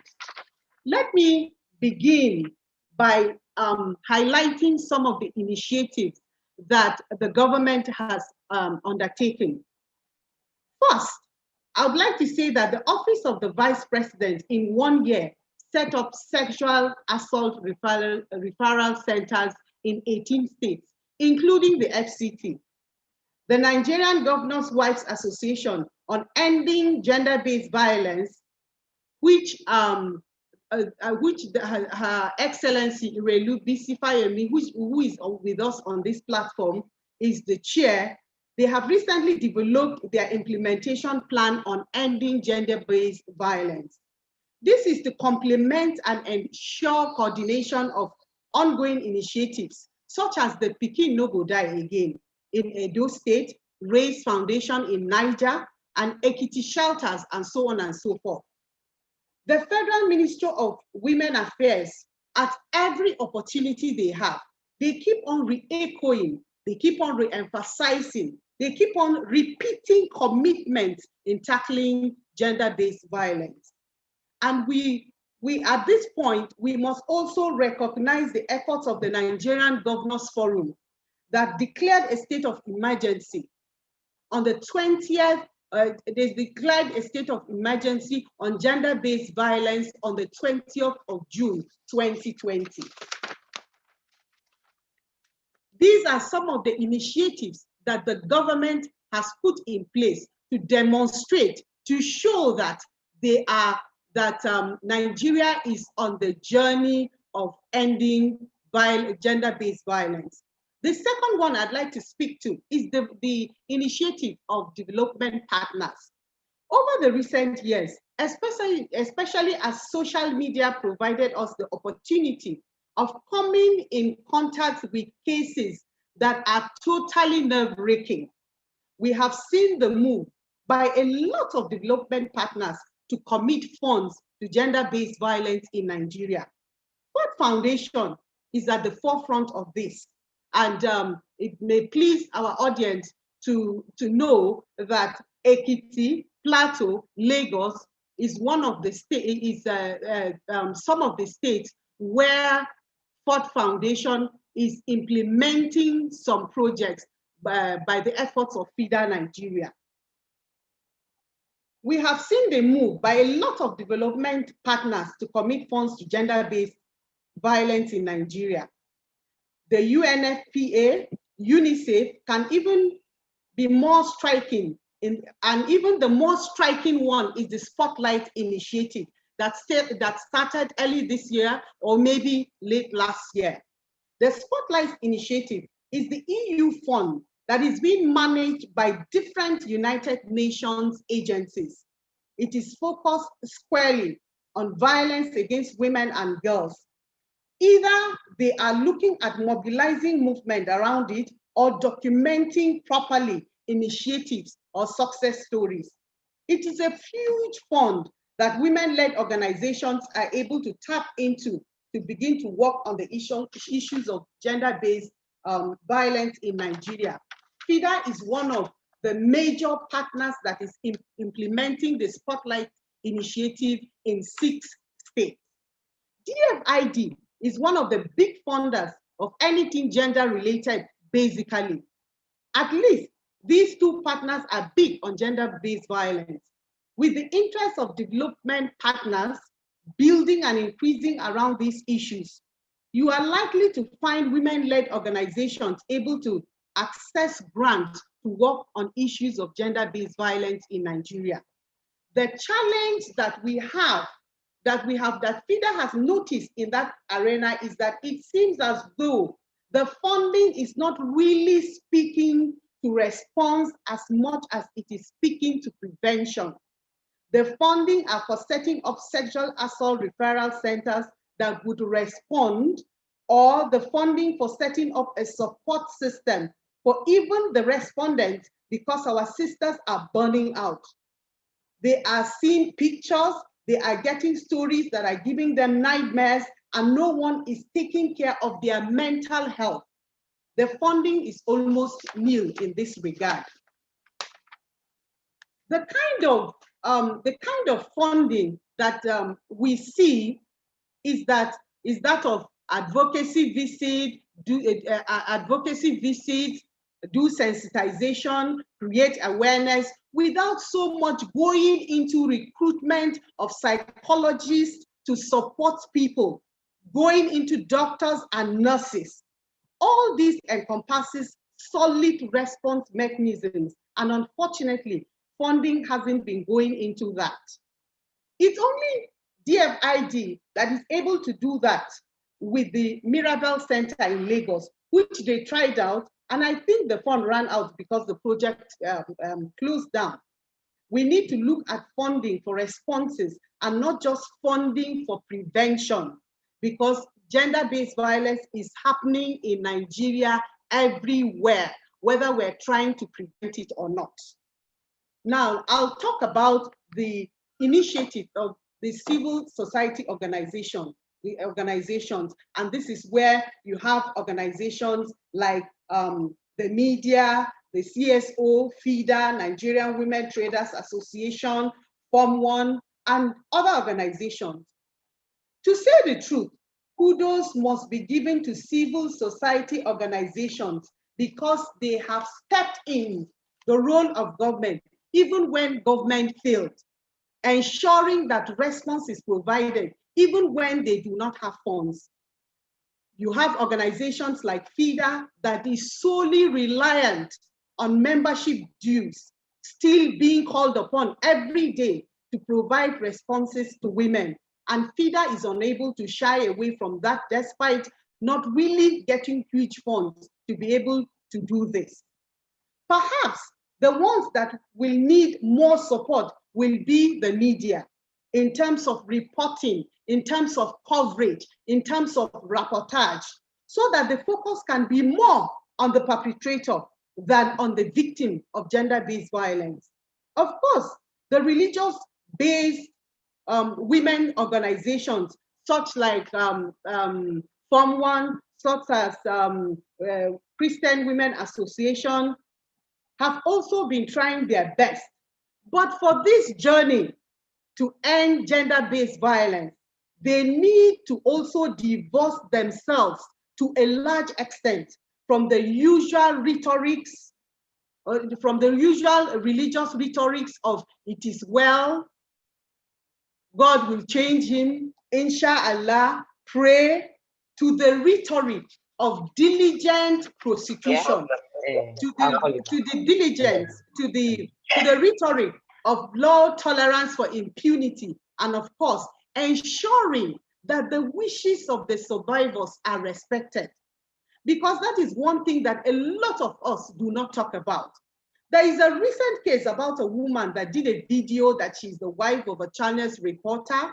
His Excellency, the Executive Governor of Benue State, Samuel Otom, has stepped in, and people are still saying that he will kill her one day. We need to respect our women's choices, but there is a caveat to this, and the caveat is that we must ensure that they are well informed and educated, and that there will be a space of no judgment where they can always run back to when they realize that the decision they made in the heat of the incident may not have been the best one. That needs to be done by religious-based organizations. I think maybe what is important to the CSOs is that we should have a more or a greater coordination and also a lot of thinking without the box to ensure that we are actually reaching the people that we intend to serve. And in conclusion, when you look at the Nigerian space, you will almost want to say that an appraisal of the journey shows that we are right on track towards reducing the incidences of gender-based violence. We know that even though we are right on track, some things need to be in place for us not to lose track on the pursuit of the journey to ending gender-based violence in Nigeria. What are those things? Number one, all states in Nigeria should ensure enactment of relevant legal framework and also ensure the enforcement of laws in all our states in Nigeria. Number two, full funding for organizations that are working on these areas, whether by funders, organizations like Fida, whether like by funders or by the government itself. The government, the third one would be that the government should not allow the issues of gender-based violence to fall off the radar. The more the government talks about it, the more likely civil society organizations like Fida are going to get funding from funders or the government itself, because development partners are picking the body language of the government to ensure that the development partners themselves are meeting the needs of government. This is really important, as we need to keep talking about breaking the culture of silence, demystifying the whole air about gender-based violence so that people can speak out and get help. Finally, an appraisal of the journey to end gender-based violence in Nigeria shows that we are moving towards the right direction, but more, of course, still needs to be done. Thank you for listening. Thank you. Thank you very much. Indeed, more still needs to be done, especially when we look at all the areas or all the recommendations that you've made within the ambit of enforcement of law. There's VAB, only a few states have domesticated it. Have every state domesticate VAB law. There's also the need that you emphasized funding particularly CSOs and other units like Fida that are helping to mitigate the impact of GBV. We also must continue, the conversation must continue. And particularly, I would like to stress that it must continue, because by the end of tomorrow, to be 16 days of activism, of painting the world orange, as it were, and giving visibility to the ills of GBV. But then again, that shouldn't be the end. The conversation must continue. Thank you very much, my sister Amina Agbaje, for all that recommendations, and of course, saying that we shouldn't sweep GBV under the carpet. The incidents in Benue State should be one that should be revisited and ensure that justice is done, because until, of course, perpetrators are brought to book, then we'll continue to have issues like that swept under the carpet. I do hope that the survivor in Benue State will have all the psychological interventions that is needed to continue, if she likes it, in that relationship.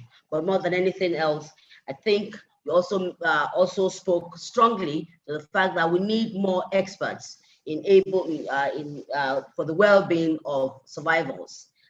If we check the statistics, although we don't have a lot of them in Nigeria, we'll find that a lot of victims are suffering from some measure of mental illness as a result of what they've gone through, and they need intervention so as to be able to get their lives back and be able to contribute to the growth and development of Nigeria. Having said that, I think it's time for question and answers. And the chat room is very vibrant. I would want to know how we want to take the questions and answers. Is it that you put your questions in the chat room, and if you have any specific questions, if you have any specific questions for any of our resource persons, their excellencies, I hope they are still very much around with us. You'll be please ask your question, be precise, so that we really can enjoy the next 15 minutes of interaction.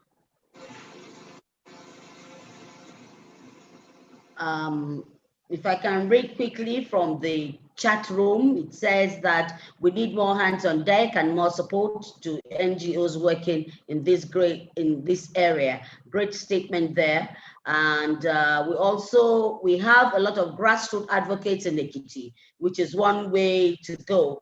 A lot of advocacy remains in the city, while the rural area citizens don't know what to do. Thank you, Ekiti State, for setting the pace.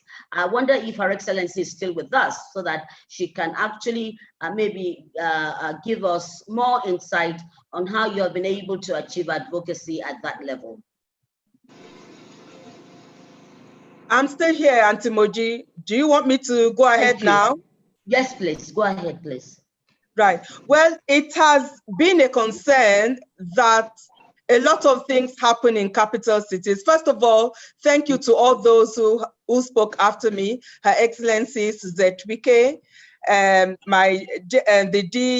DCP, right, and Sister Amina Agbaje. Thank you very much for your comments. It's been a concern of ours that a lot of things happen in the capital cities, like they do everywhere else. And people who need resources in rural areas or areas outside of the capital, they don't get to enjoy the facilities. So what we've done in Ekiti State is we've engaged through the Gender-Based Violence Management Committee that I chair, we've engaged the local government chairman, and we have an agreement because the Commissioner for Local Government is represented on the GBV committee. So we have an agreement with them that they'll make gender-based violence responses part of their priority at local government level. And then with regards to the spouses of local government officials, 2 weeks ago, I inaugurated GBV committees at local government level.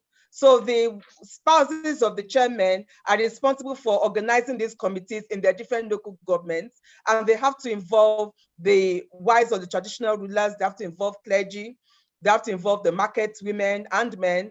And we also made sure that every local government has a representative from Fida, because we knew that there might be cases that need expert advice with regards to what needs to be done. So we made sure that there's a Fida member in all the GBV committees at local government level. So that is work in progress.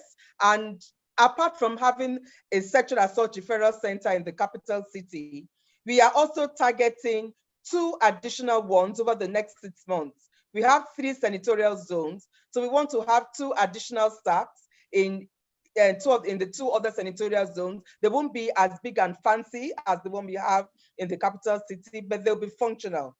But we insist that every local government must have a shelter or a safe house. We have a large transit home in the capital city now, thanks to the Office of the Senior Special Assistant to the President on SDGs. Sister Amina Agbaje, you need to put that in your notes as well.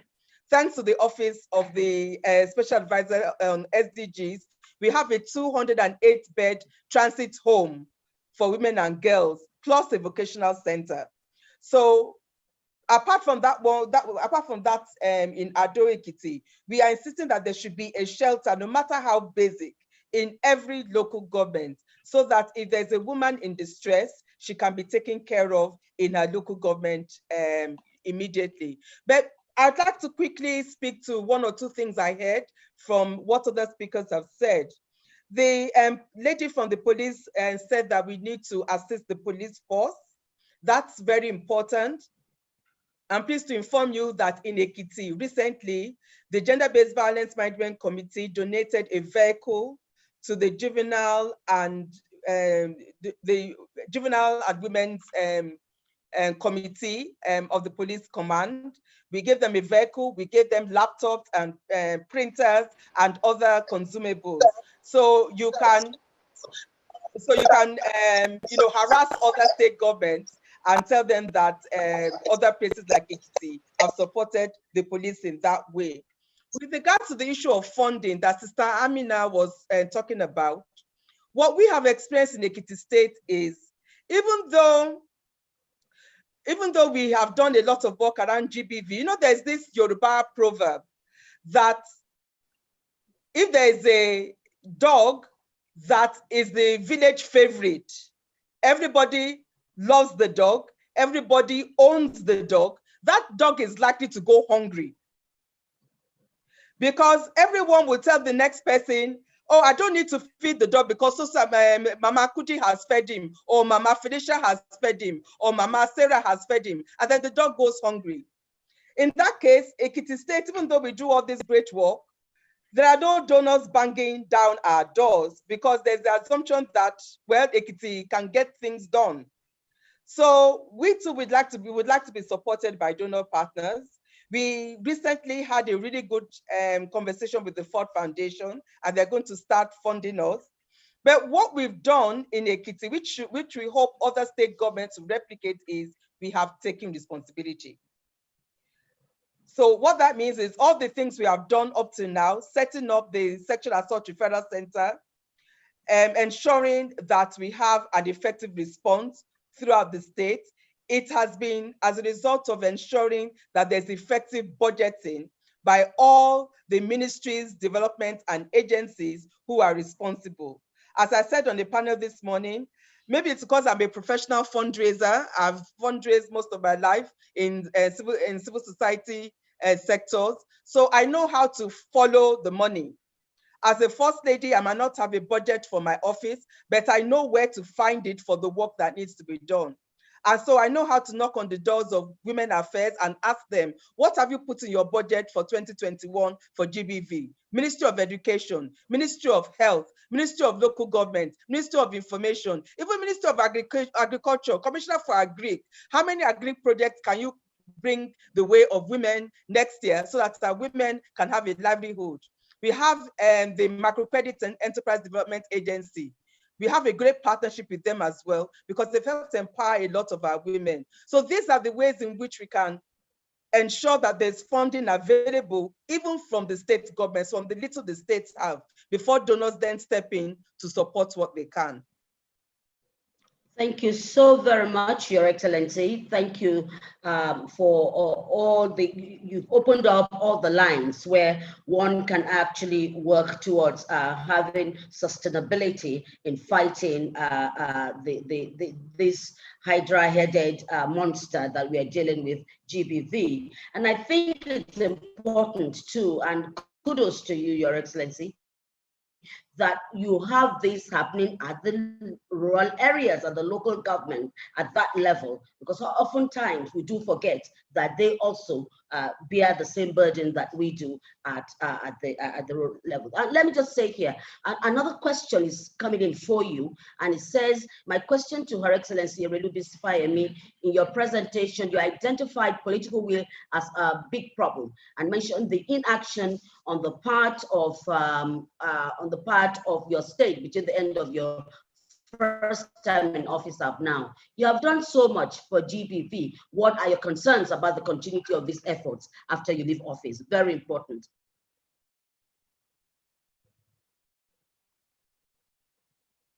Yes, please. Thank you, Auntie Moji. Thank you. Yes. Well, I really am concerned because it was really not something, let me just say, it was one of the most painful experiences I've ever gone through.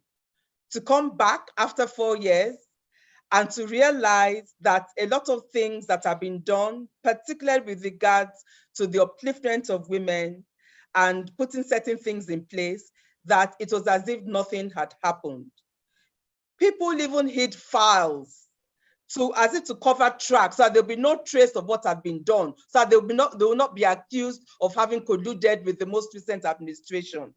It's one of the reasons why His Excellency, our governor, worked with the State House of Assembly to pass a transition law in the state. So now in Ekiti State, we have a transition law which makes it mandatory for incoming administrations to continue projects that have been started by the administrations they're inheriting from. Maybe you might not want to take on board every single thing, but it's not as if you're going to be starting as if there's a tabula rasa, there's absolutely nothing in place.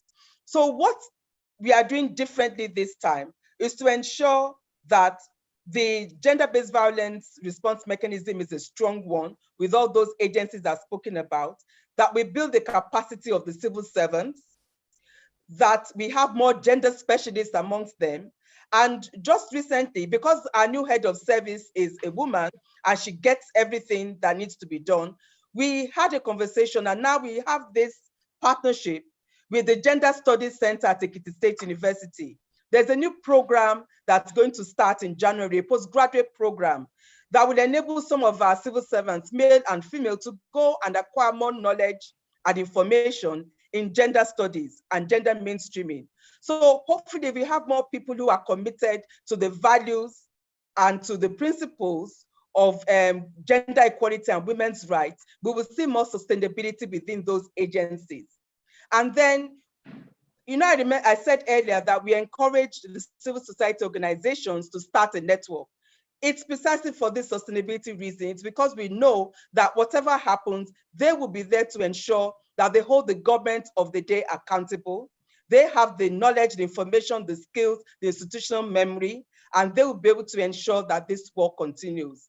And of course, the women in the state, those who are going to be beneficiaries of all these programs. If these programs are important to them, they will continue to fight for them and hold the government accountable. Well, thank you again, Iridu. I think she has been very explicit in answering a lot of the questions that are coming up in the chat room. And I know for sure that some that has not been discussed or handled would still get replies, you know, from her, even as this conversation continues. The thing about it is sustainability. It is not that she's there today and after 4 years of her husband's tenure, it goes under the carpet. She's insisting and she's deliberate about it, that it is a collective responsibility across board for us to end gender violence in Nigeria. Another question I'd quickly like us to address to before we go to the launch of the data collection portal is some people have asked who, for the police, the gender desk police DCP Margaret, to please let us know who are the contact persons in all the states where you have your desk working. That is, people want to know who to go to for assistance, because we all, I think it's a consensus here that the police is very, very important to ending gender violence in Nigeria. Do we have the DCP on for her to please let us know? Yes, thank you, moderator. Well, we have our gender desk offices across the 36 states, and we have officers in charge of those offices, the gender desk. So, but I will roll out the numbers that we can reach them through Fida, because I cannot lay my hands on them. Thank you very much, DCP. I'm even happy. Yes. I'm happy that we want your soft copy. Oh, okay. Yeah. Yeah, we would like your soft copy because I gave for the FCT command for first gender unit, so they can also reach me on those numbers. The 08054167771 and 0708528628. These are our hotlines that they can call. And thank you very much. Can you put those numbers, ma'am? Can you put those numbers in the chat box so that people can actually get that, and include it also in the copy of your presentation, because most of the times you had audio challenges, you know, when you had your presentation. Okay. Well, the hotlines, and of course, again, ma'am, would also insist and ask and request that you please send us the names of the officers to contact in all the states. So it makes it a lot easier. I will definitely do that. But since I really want to say thank you to Her Excellency for the wonderful job she's doing and the support she's giving to our police officers over there in Ekiti. And I want to extend, I'm an Oliver Twist that will always want some more, to extend my gratitude to her and to tell her that I will wish to come and visit her and pay a courtesy visit. I don't know if that will be granted here. Thank you, DCP. But some of your officers are naughty. Those who are far away from where we can see them in the urban areas, in the remote rural areas, some of them are naughty. They are very, very naughty, and that's what I'm coming to discuss with you, man. I know the challenges we are having. Yes, and Thank you very much. I have to butt in here. I sincerely hope that we'll be able, if any of my colleagues are here, we'll be able to give more visibility to what Ekiti State is doing, because that would help other states in and encourage them to do much more. Erelu, I would, at some point, yes, I'm going to also ask that, would invite you on several programs. I'm going to be discussing with Nawaj as soon as we leave here, and see how we can, the media can actually amplify all that Ekiti State is doing. And I always want to pray for women that God will continue to grant you strength and wisdom to navigate this milestone, as it were, that you are giving to Nigerians, particularly people in your position, how they can use their good offices to end gender-based violence in Nigeria. Now, I will just take two more comments, because this is coming from Shirley. There's need for police to have institutionalized lines. The challenge that every officer go away with their lines. Each time this happens, this networking, you start all over again. I think it's important that, maybe you have somebody that, one can always go to and identify with, like we identify with you. She has the hotlines for, I think for Abuja, it's in the chat box. Please get those lines and use them accordingly. Quickly, we'll move on now, and thank you very much for the interaction in the chat box.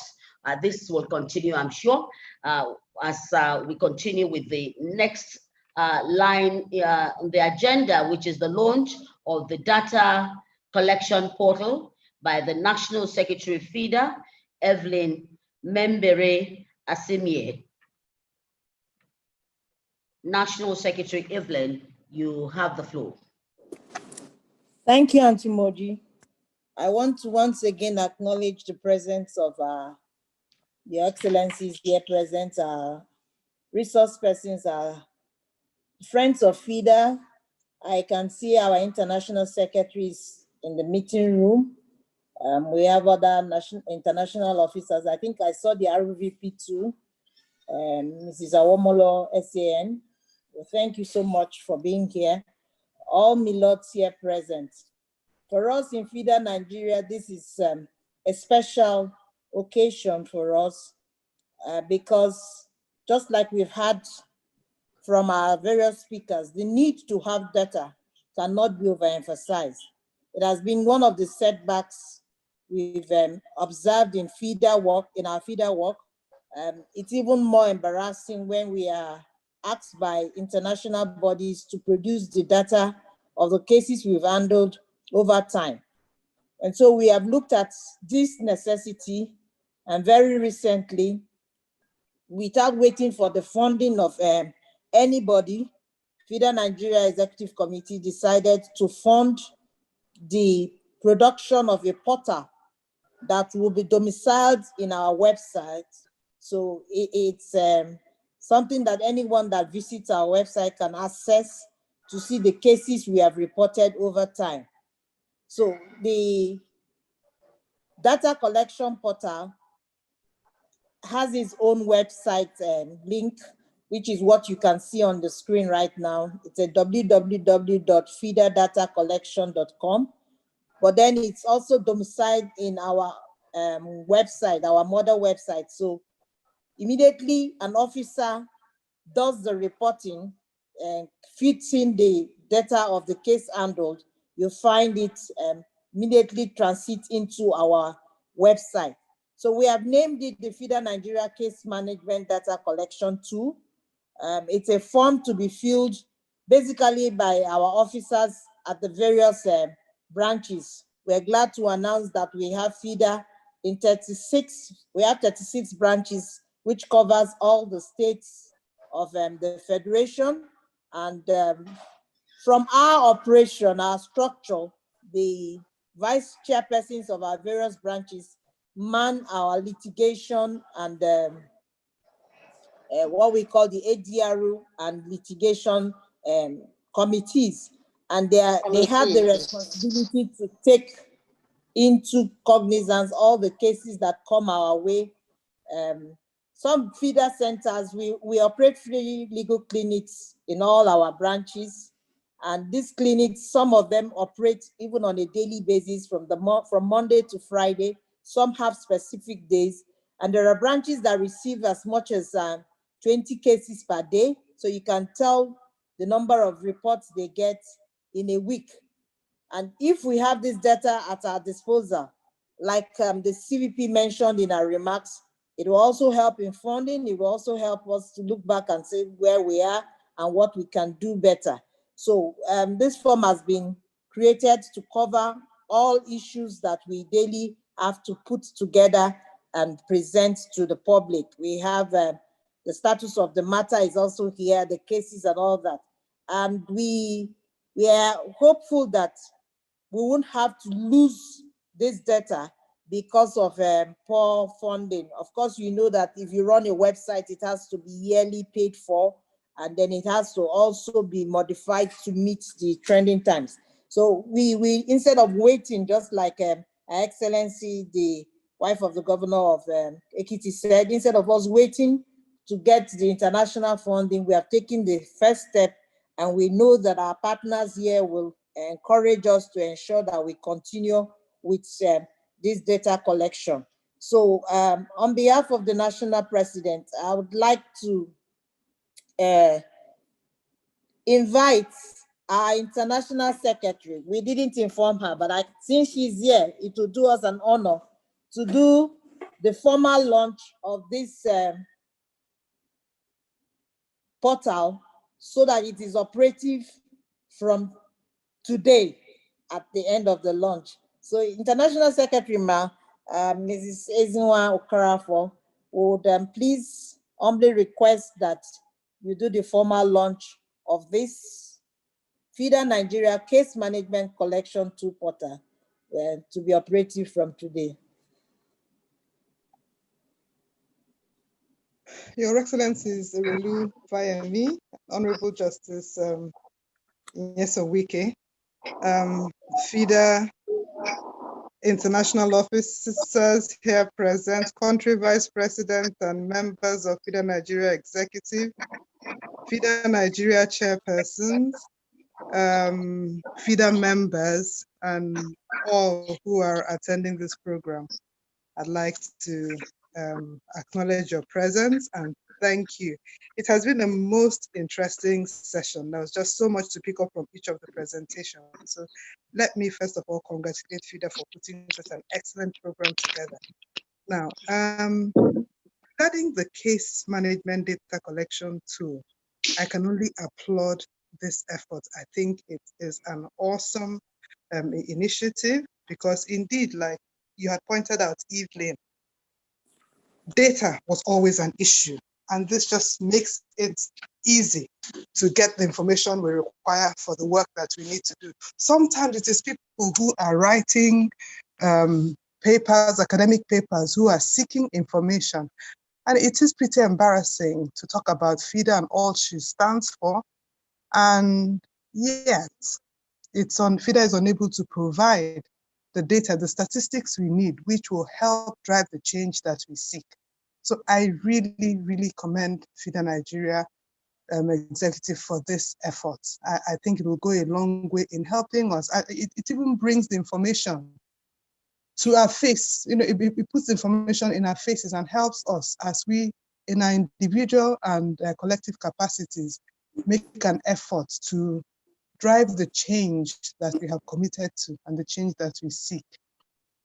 So to the glory of God and for the benefit of mankind, for the benefit of the Nigerian society, for the benefit of mankind in general, and especially our stakeholders, the women and the girl child, it is my honor, my pleasure, my privilege to launch this data collection tool for use by FIDA Nigeria and indeed other organizations who would want to access it as we work together towards ensuring that we protect, we promote, we preserve and enhance the rights and interests of women and children. Thank you very much. Thank you all for listening.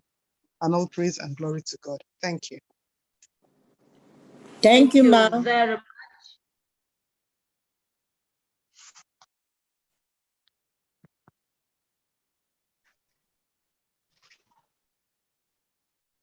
National Secretary, you still have the floor. I'm done, Ma. Thank you so much. Okay, thank you very Auntie much. Moji, Auntie Moji, I greet you. I greet you, Auntie Moji. It's been a long time. God bless you. This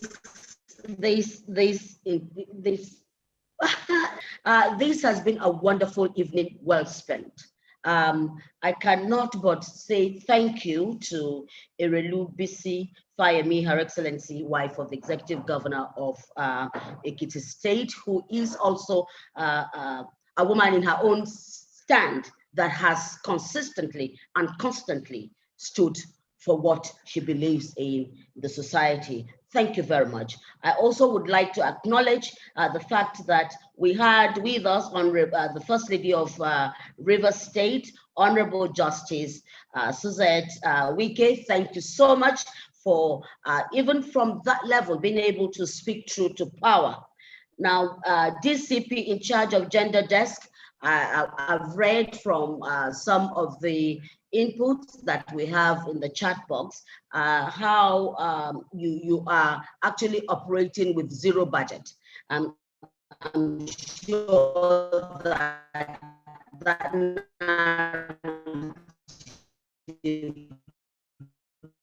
would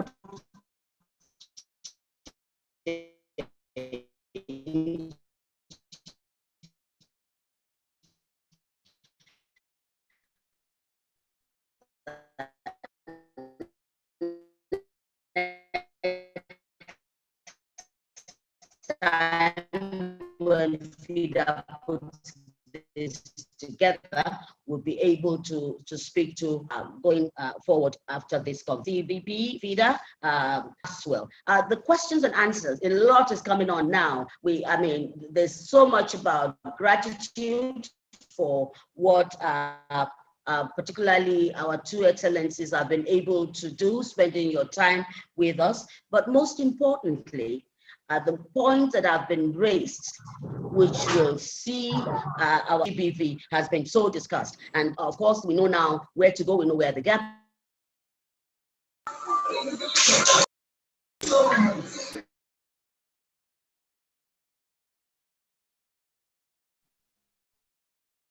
would like now to call on the National PRO, Eliana Martins, for the closing prayer.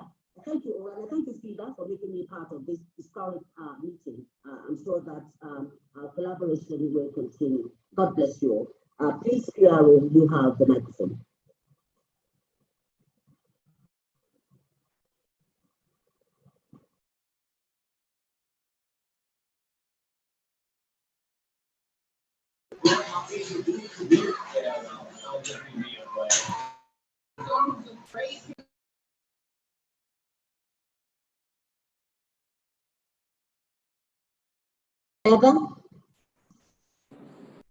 I think we have lost Auntie Moji. Okay. Know. All right. I think we should just spend a minute in our own various beliefs to acknowledge what God has been able to make us achieve today, and also to remember victims and survivors as the struggle continues, that the Lord will continue to direct our ways and give us strength and energy and wisdom to continue to navigate this very unfortunate menace in our society.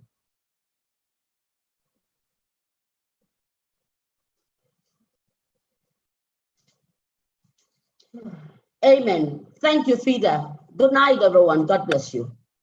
Thank you, Auntie Moji. Thank you so much. Thank you so much. Thank you so much. I really had appreciate. Bye, everyone. Thank you. Bye, everyone. Bye. Thank you. Thank you. Thank you. Thank you. Thank you. Thank you. Awesome. Awesome. Thank you, everybody. Thank you, Auntie Moji. Thank you, Your Excellency. Thank you so much. Bye. Love you all. Bye night. Mila Thompson, I hear your voice. Wow. Nice to hear from you. Thank you, everyone. Bye-bye. Thank you, ma. Thank you, Actvism. Take Everyone. care. Bye. Bye. Thanks, everyone.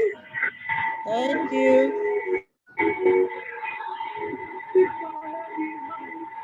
Bye. Everyone.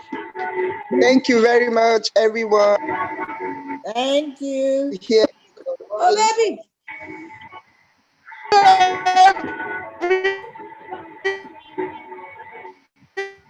Bye, everyone.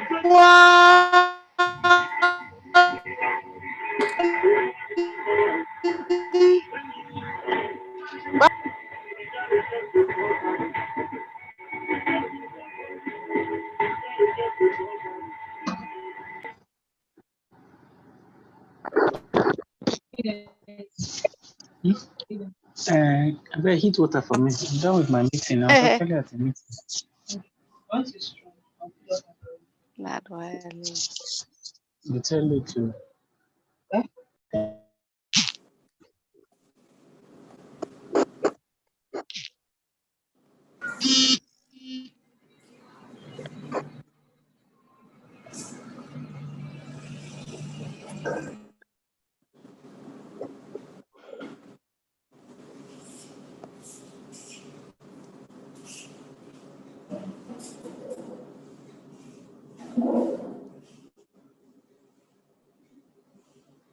Bye.